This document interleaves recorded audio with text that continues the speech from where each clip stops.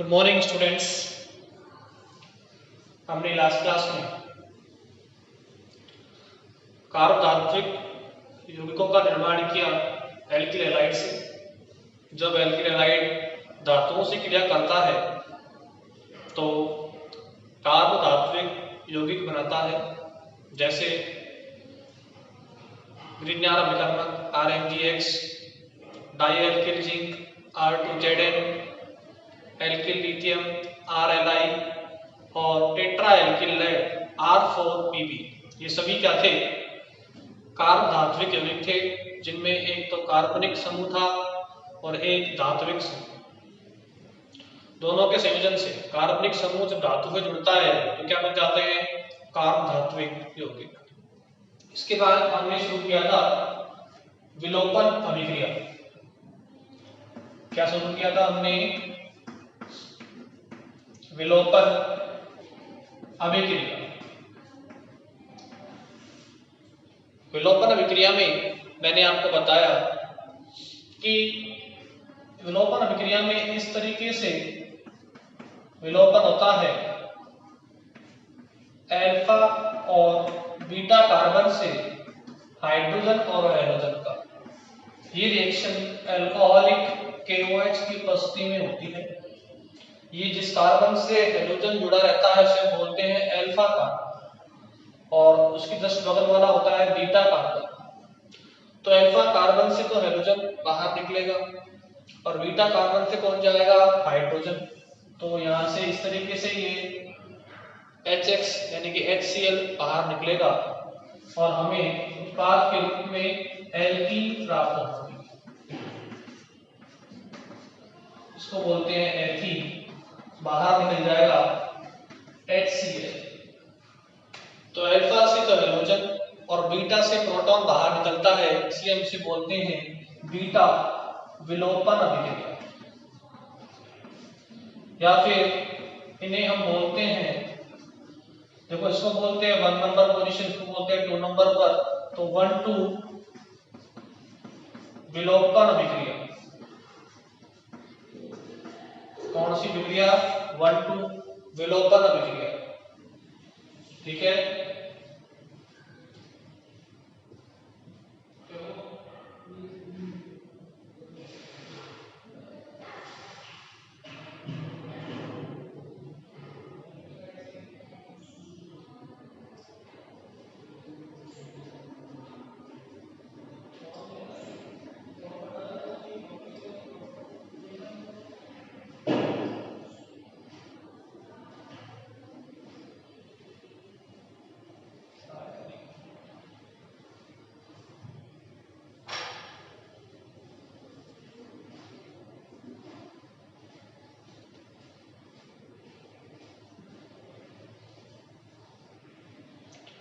अब देखिए, इसके बाद मैंने आपको बताया कि यदि किसी एल्किल हैलाइड में एक से अधिक प्रकार के बीटा हाइड्रोजन हैं तो वहां पर हमें भिन्न भिन्न उत्पाद प्राप्त होते हैं, भिन्न भिन्न एल्कीनें प्राप्त होती हैं। उन एल्कीनों में से कौन सी एल्कीन ज्यादा स्थायी है, इसके लिए हम सेट-जेफ का नियम फॉलो करते हैं। तो देखिए एग्जांपल से मैं आपको बताता हूं।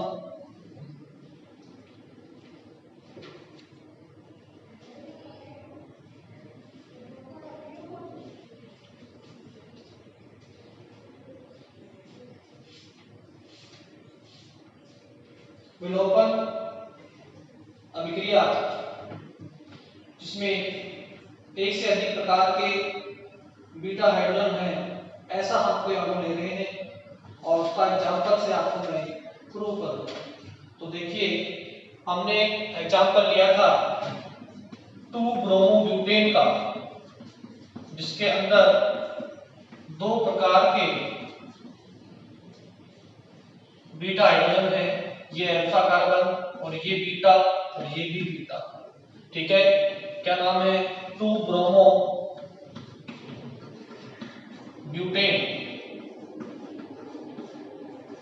2-ब्रोमोब्यूटेन।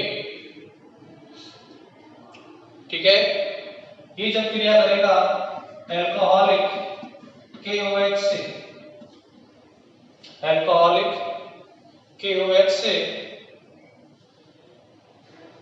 तो क्या होगा देखिए,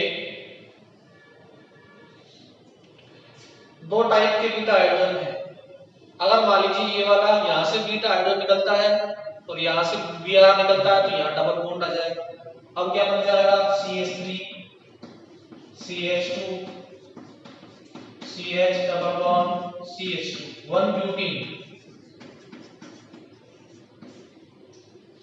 अगर मान लीजिए ये बीटा निकल के यहां से ये निकलता है, बीटा प्रोटॉन यहां से निकलता है, तो अब यहां डबल बॉन्ड आ जाएगा।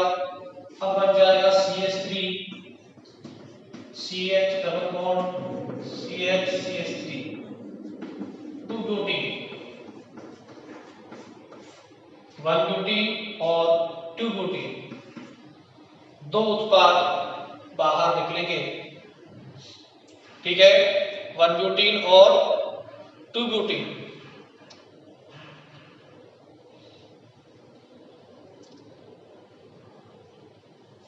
अब इनमें से कौन सा स्थायी है, देखो ये बनता है 19%, ये बनता है 81%। तो इसके लिए हम एक रूल फॉलो करते हैं जिसे हम बोलते हैं सेट-जेफ का नियम। ये नियम को हम फॉलो करेंगे जब किसी एल्डिहाइड के पास एक से अधिक प्रकार के बीटा प्रोटॉन हो। ठीक है, तो ये सेट-जेफ का नियम क्या बोलता है, देखो सेट-जेफ का नियम ये बोलता है कि यदि किसी विलोपन विक्रिया में एक से अधिक उत्पाद बनने की संभावना हो, एक से अधिक प्रकार के एल्कीन बनने की संभावना हो, तो वह एल्कीन अधिक स्थायी होगी जिससे अधिक संख्या में प्रतिस्थापी जुड़े रहेंगे। ठीक है, तो देखो मैं बता रहा हूं सिंपली आपको, जैसे कि ये कोई एल्कीन है, अब इससे जितने ज्यादा क्या जुड़ेंगे, प्रतिस्थापी जुड़ेंगे, इसका स्थायित्व उतना ही ज्यादा होगा। ठीक है, जितने ज्यादा प्रतिस्थापी जुड़ेंगे उतना ज्यादा स्थायित्व होगा। ये क्या है, सेट-जेफ का नियम। अब देखो, सबसे पहले मैं इसको देखता हूं। देखो इस एल्कीन के अंदर कौन कौन जुड़ रहा है, देखो इस 1 ब्यूटीन के अंदर देखो, ये 1 ब्यूटीन को ऐसे लिखता हूं C डबल बॉन्ड C। अब देखो इसके ऊपर इस कार्बन पे तो कौन कौन जुड़ रहा है, एक जुड़ रहा है ये समूह रियू, एक जुड़ रहा है H, तो इस पे जुड़ रहा है एक तो H और एक जुड़ रहा है ये C2H5, इसको C2H5 बोलते हैं, C2H5। और इस कार्बन पे जुड़ रहे हैं दो प्रोटॉन, तो एक प्रोटॉन इधर एक प्रोटॉन इधर, तो ये क्या है हमारा 2 ब्यूटीन है। इसमें केवल एक प्रतिस्थापी जुड़ रहा है एल्कीन से, जबकि जो 2 ब्यूटीन है इसके अंदर क्या है, देखो 2 ब्यूटीन के अंदर देखो C डबल बॉन्ड C, इधर जुड़ रहा है इस कार्बन से एक CH3 एक H, इससे भी एक CH3 एक H, तो 2 ब्यूटीन के अंदर इधर H इधर CH3, इधर H इधर CH3, तो इससे देखो दो प्रतिस्थापी जुड़ रहे हैं, एक तो ये जुड़ रहा है एक ये जुड़ रहा है, तो 1 ब्यूटीन और 2 ब्यूटीन। 1 ब्यूटीन से जुड़ रहा है केवल एक प्रतिस्थापी ये वाला, जबकि 2 ब्यूटीन से जुड़ रहे हैं दो प्रतिस्थापी, एक तो ये और एक ये। तो सेट-जेफ क्या बोलता है, जिस एल्कीन से ज्यादा प्रतिस्थापी जुड़े हैं वो ज्यादा स्थायी होंगे, इसलिए ये ज्यादा स्थायी होती है और ये क्या होती है, कम स्थायी होती है। तो लिखिए, यदि यौगिक में एक से अधिक प्रकार के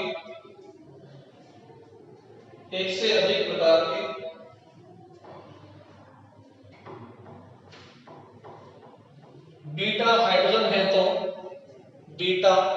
हाइड्रोजन है तो एक से अधिक प्रकार के बीटा हाइड्रोजन है तो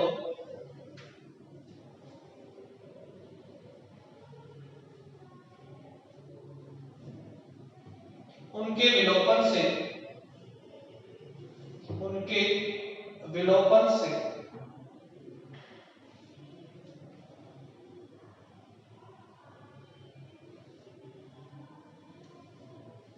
एक से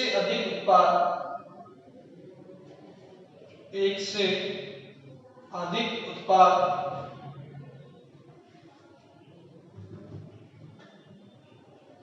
ब्रैकेट में लिख दो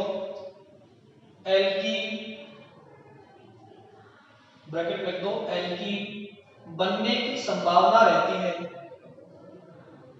एल्कीन बनने की संभावना रहती है।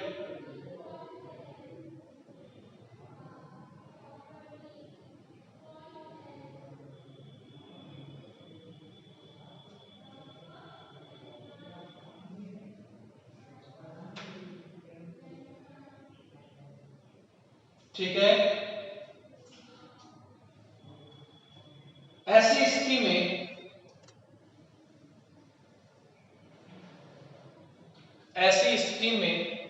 विलोपन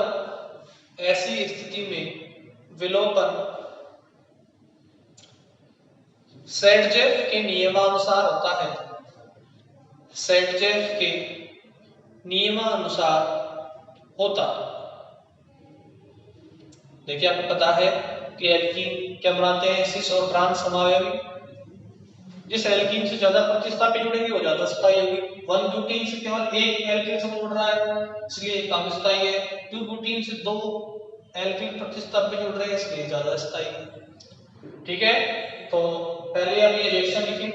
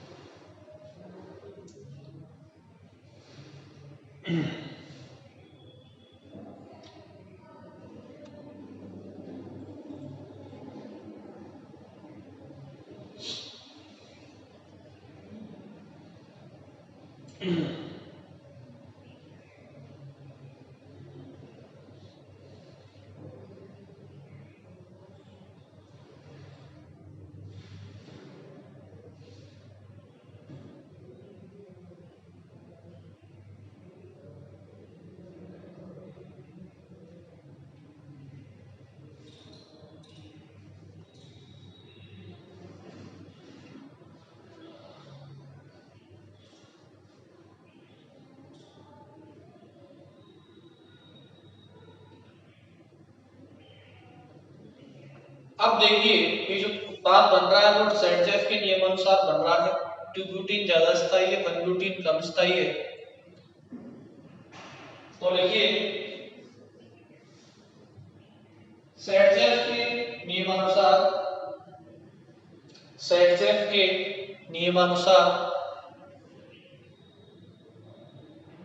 यदि किसी विलोपन अभिक्रिया में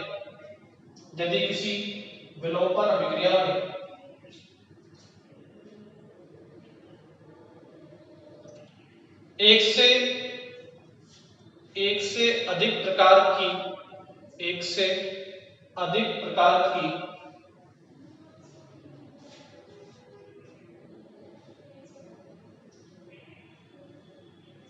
एल्कीन बनने की संभावना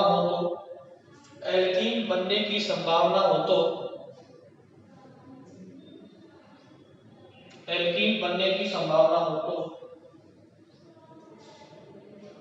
मुख्य उत्पाद वह एल्कीन बनती है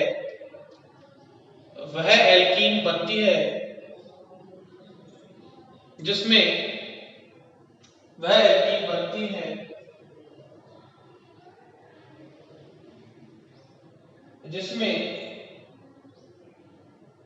अधिकतम प्रतिस्थापी जुड़े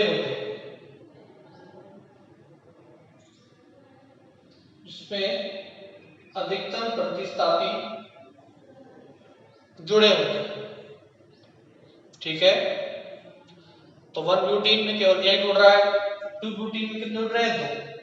इसलिए जो एल्कीन इस पे अधिक संख्या में प्रतिस्थापी जुड़ेंगे वो ज्यादा स्थायी होगी। यही क्या है, सेटजेफ का नियम। और इसे हम कहां फॉलो करते हैं, विलोपन अभिक्रिया। अब देखिए जो विलोपन अभिक्रिया होती है वो नाभिक स्नेह प्रतिस्थापन के समानांतर होती है। अंतर केवल इतना है, देखिए अंतर कैसा है, कंडीशंस का अंतर है। कंडीशंस का कैसे अंतर है देखिए,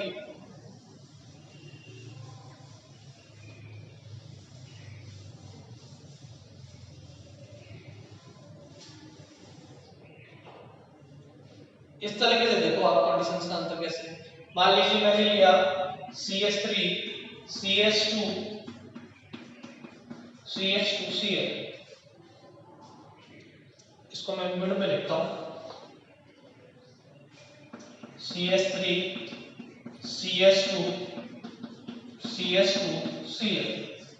अब देखो यदि मैंने यहां तो लिया जलीय KOH, क्या लिया, जलीय KOH, और यहां मैंने लिया एल्कोहलिक KOH, जलीय KOH और ये एल्कोहलिक KOH। जलीय KOH लिया है तो कौन सी क्रिया होगी, नाभिक स्नेह, ऐसे क्रिया, नाभिक स्नेह प्रतिस्थापन। और अगर एल्कोहलिक KOH लिया तो बनेगी विलोपन, तो क्या बनेगी, विलोपन अभिक्रिया। तो दोनों कंडीशंस में अलग अलग उत्पाद हमें मिलेंगे। देखिए अगर जलीय KOH लिया है तो नाभिक स्नेह प्रतिस्थापन होगा, Cl का प्रतिस्थापन किससे हो जाएगा, OH से हो जाएगा, हमें दे जाएगा ये एल्कोहल 1 प्रोपेनॉल। और अगर विलोपन हो रहा है तो यहां से H और यहां से Cl, हमें मिल जाएगा ये एल्कीन। तो विलोपन में तो एल्कीन बनती है उत्पाद के रूप, और प्रतिस्थापन में एल्कोहल बनेगा। तो लिखिए विलोपन अभिक्रिया, विलोपन अभिक्रिया में, विलोपन अभिक्रिया नाभिक स्नेह प्रतिस्थापन के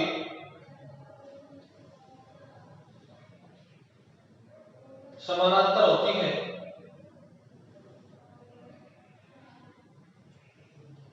लेकिन हम अभिक्रिया की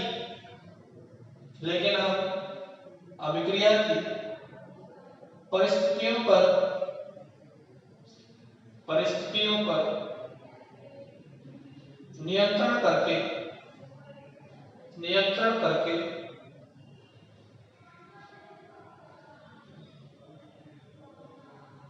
अभिक्रिया से इच्छित उत्पाद प्राप्त कर सकते हैं, अभिक्रिया से इच्छित उत्पाद प्राप्त कर सकते हैं।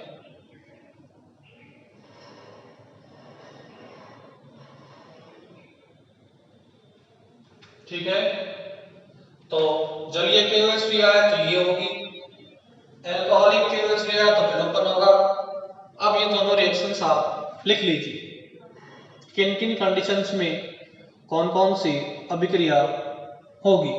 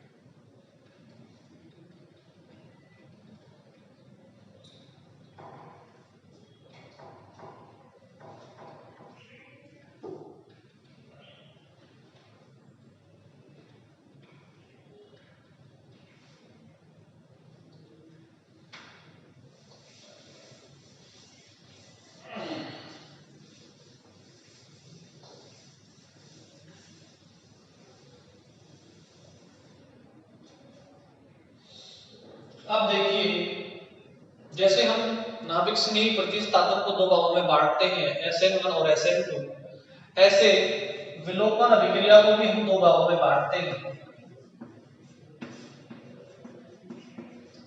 कौन कौन से में? एक तो होगा E1 और एक होगा E2। एक होगा E1, एक होगा E2। ठीक है, एक अणु विलोपन इसको बोलते हैं E1 को, वही एक अणु विलोपन, और ये द्विअणुक विलोपन।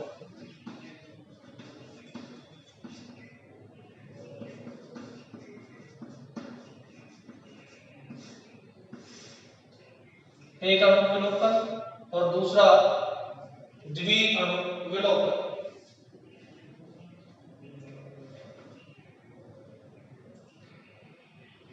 ठीक है, तो लिखिए,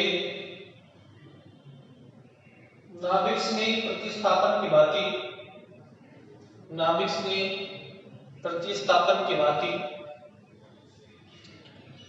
विलोपन अभिक्रियाओं को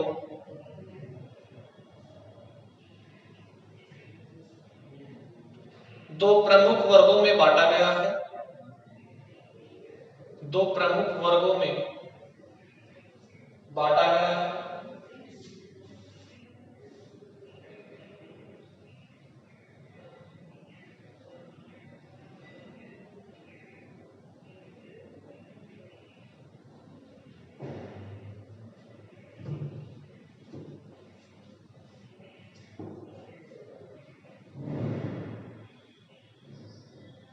देखो, E1 और E2,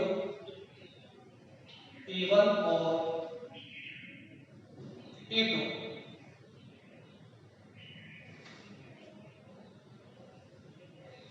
सबसे पहले लिखिए आप E1 अभिक्रिया या एक अणु विलोपन अभिक्रिया। सबसे पहले क्या लिखेंगे? E1 अभिक्रिया, एक अणु विलोपन अभिक्रिया। देखिए, E1 अभिक्रिया के जो गुण है वो SN1 के समान है। कैसे? E1 भी दो पदों में होती है। ठीक है, इसमें मध्यवर्ती बनता है कार्बोकैटायन। मध्यवर्ती क्या बनेगा? कार्बोकैटायन। दो पदों में होगी, मध्यवर्ती क्या बनते हैं इसमें? कार्बोकैटायन। ठीक है, और क्या होता है? प्रथम पद में मध्यवर्ती बनेगा और द्वितीय पद में क्या होगा?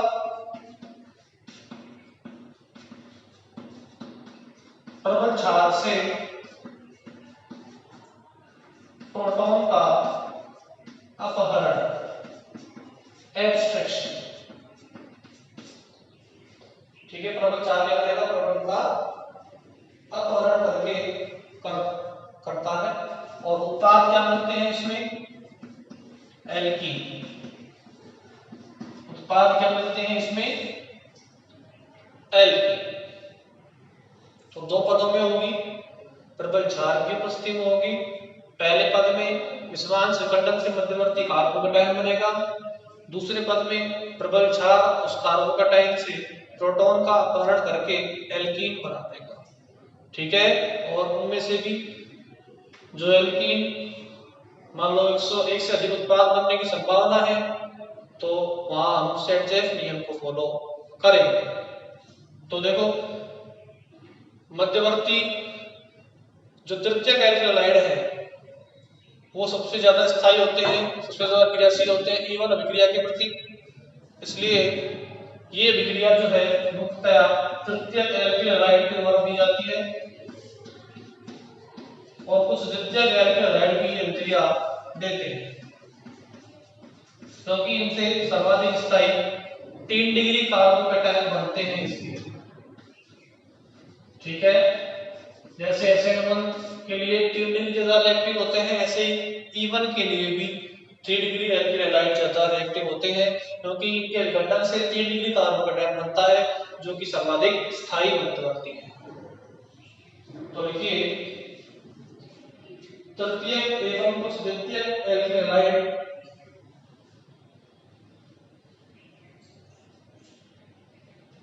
तृतीयक एवं कुछ द्वितीयक एल्किल हैलाइडों में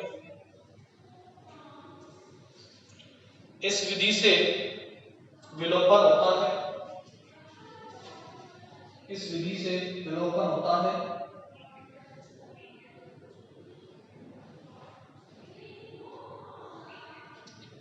इस अभिक्रिया के वेग निर्धारक पद में, इस अभिक्रिया के वेग निर्धारक पद में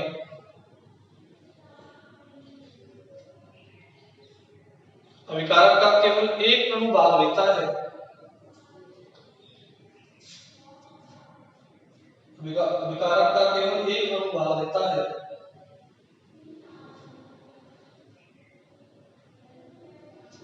देखो यह अभिक्रिया दो पदों में संपन्न होती है, यह अभिक्रिया दो पदों में संपन्न होती है।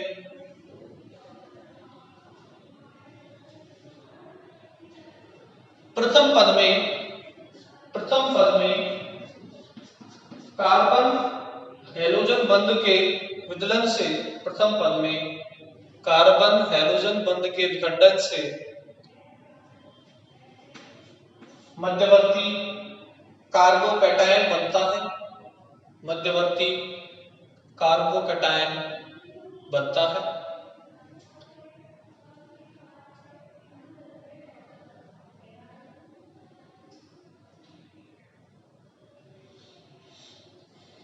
देखो दूसरे पद में, देखो दूसरे पद में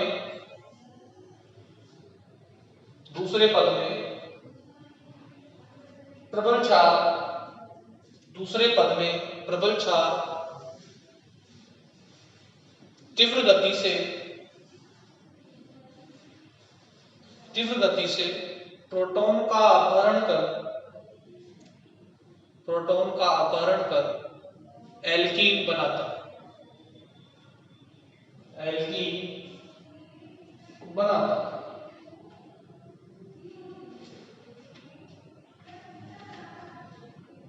ठीक है, तो देखिए E1 अभिक्रिया, इसकी क्रियाविधि देखेंगे और इसका एग्जांपल देखेंगे E1 अभिक्रिया का।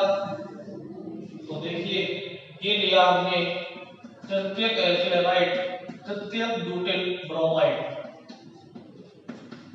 क्या है ये? तृतीयक ब्यूटिल ब्रोमाइड।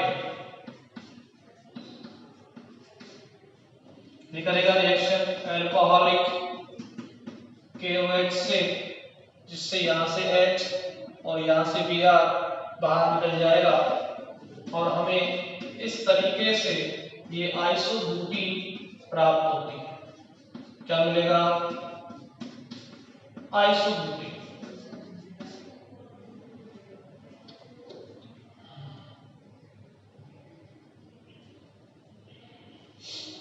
ठीक है,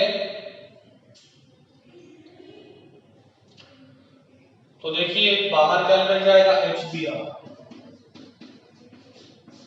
अब ये क्रिया E1 क्रियाविधि से संपन्न होती है, तो इसकी क्रियाविधि आप लिखेंगे, ये आपके लिए होमवर्क है।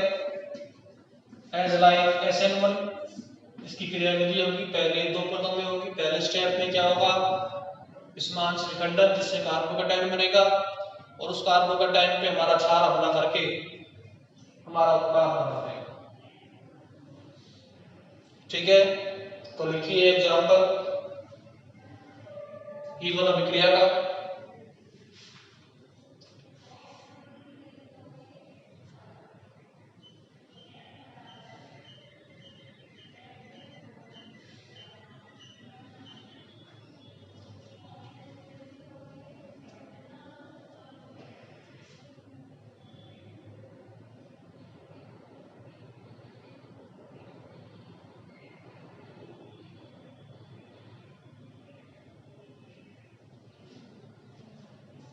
देखिए जो क्षार काम में आते हैं विलोपन अभिक्रिया में वो है आपके सोडियम एल्कोक्साइड, जैसे कि ये सोडियम एल्कोक्साइड है, ठीक है, पोटेशियम टर्सरी ब्यूटॉक्साइड,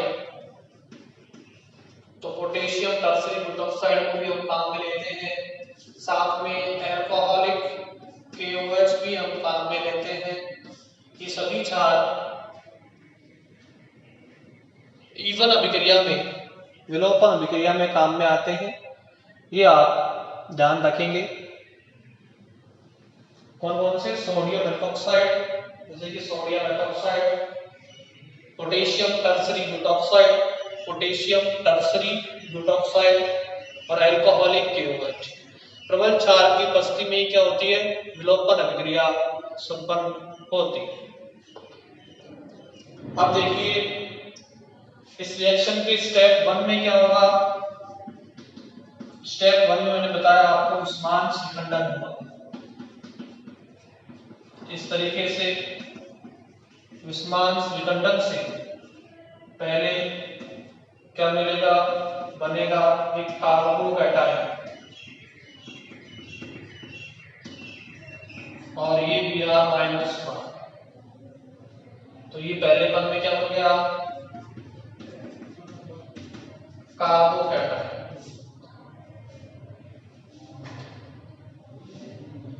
दूसरे पद में इस कार्बोकैटायन पर हमारा क्षार हमला करेगा,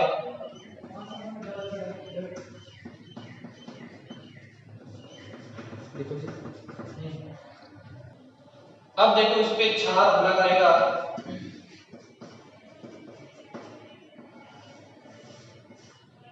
प्रोटॉन निकालेगा और इसके इलेक्ट्रॉन यहां आ जाएंगे,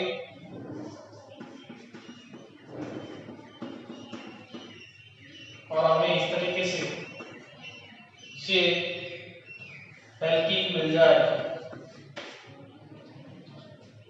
ठीक है, तो ऐसे दो पदों में, पहले पद में तो कार्बोकैटायन बन रहा है और दूसरे पद में प्रोटॉन का विलोपन हो रहा है, अपहरण हो रहा है, उससे एल्कीन प्राप्त हो रही है।